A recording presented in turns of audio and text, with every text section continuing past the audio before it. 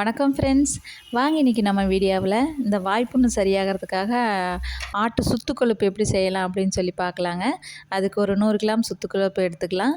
அதை வந்து கொஞ்சம் நல்லா உப்பு மஞ்சள் தூளும் போட்டு நல்லா கழுவி எடுத்து வச்சுக்கலாங்க. அதுக்கப்புறமா கொஞ்சம் தாளிக்கிறதுக்கு கடுகை தவிர்த்துட்டு நம்ம கொஞ்சம் பெருஞ்சீரகம் எடுத்துக்கலாம். அப்புறம் அரை கப்பு வெங்காயம், அப்புறம் கொஞ்சம் இஞ்சி பூண்டு, அதில் கொஞ்சம் இஞ்சி கொஞ்சம் கம்மியாகவே போட்டுக்கோங்க.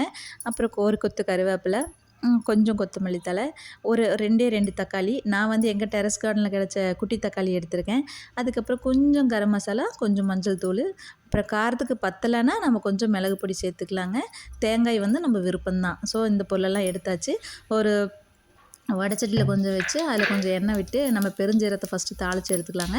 அதுக்குள்ளே வெங்காயத்தும் பூண்டும் போட்டு நல்லா வணக்கி எடுத்துடலாம். நம்ம எண்ணெய் கொஞ்சம் கம்மியாக ஊற்றினாவே போதும். ஏன்னா சுத்து கொழுப்பு வந்து நல்லா எண்ணெய் விடும். அப்புறம் அதனால் நம்ம எண்ணெய் கொஞ்சம் கம்மியாக போட்டுக்கலாம். அப்புறம் இது எல்லாம் தாளித்து விட்டுட்டு அதுக்கப்புறமா தக்காளியை போட்டு நல்லா வணக்கி விட்டுடலாங்க. தக்காளி நல்லா வணங்கட்டும். தக்காளி வணங்கிட்டு இருக்கும்போதே நம்ம கரம் மசாலையும் மஞ்சள் தூளையும் போட்டு நல்லா வணக்கி விடலாம். இந்த இது வந்து நல்லா தக்காளி நல்லா வேகிறதுக்காக நம்ம கொஞ்சம் ஒரு அரை டம்ளர் தண்ணி ஊற்றி நல்லா வேக வச்சு எடுத்துக்கலாங்க. வெந்ததுக்கப்புறமா நம்ம சுத்து கொழுப்பு போட்டு நல்லா வேக வைக்கலாம். இது வந்து பார்த்தோன்னா இதில் லைட்டாக மட்டனும் லைட்டாக ஒட்டிகிட்ருக்கும். அதனால் நமக்கு கிட்டத்தட்ட ஒரு 1.5 டம்ளர் 2 டம்ளர் தண்ணி ஊற்றி நல்லா கொதிக்க வச்சு நல்லா வேக வைக்கலாங்க. இது வேக வைக்கிறதுக்கு நம்ம என்ன பண்ணலான்னா கொஞ்சம் உப்பு சேர்த்துலாம். எப்பவுமே மட்டன் இந்த நான்வெஜ் எல்லாமே நம்ம உப்பு சேர்த்தணும்னா தான் கொஞ்சம் நல்லா சீக்கிரம் வேகும்.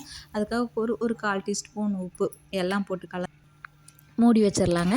மூடி வச்சதுக்கப்புறமா நல்லா அந்த தண்ணி நல்லா சுண்டி வர வரைக்கும் நம்ம வந்து கொஞ்சம் கொஞ்சம் அப்பப்போ எடுத்து கிளறி விட்டுட்டே வரலாம். நம்மளுக்கு இப்போது அருமையான சுத்து கொழுப்பு கிரேவி ரெடி ஆயிடுச்சு. இது வாய்ப்புண்ணு இருக்கிறவங்க சாப்பிட்டோம் அப்படின்னு சொன்னால் நல்லாயிருக்கும் அப்படின்னு சொல்லி சொன்னாங்க. நான் இதுக்கு முன்னால் செஞ்சதில்லை, இதுதான் ஃபஸ்ட் முறையாக செஞ்சுருக்கேன். எப்படி வந்திருக்குன்னு நீங்களே பாருங்கள். இந்த வீடியோ பிடிச்சிருந்தால் மறக்காமல் லைக் பண்ணி ஷேர் பண்ணி சப்ஸ்கிரைப் பண்ணுங்கள்.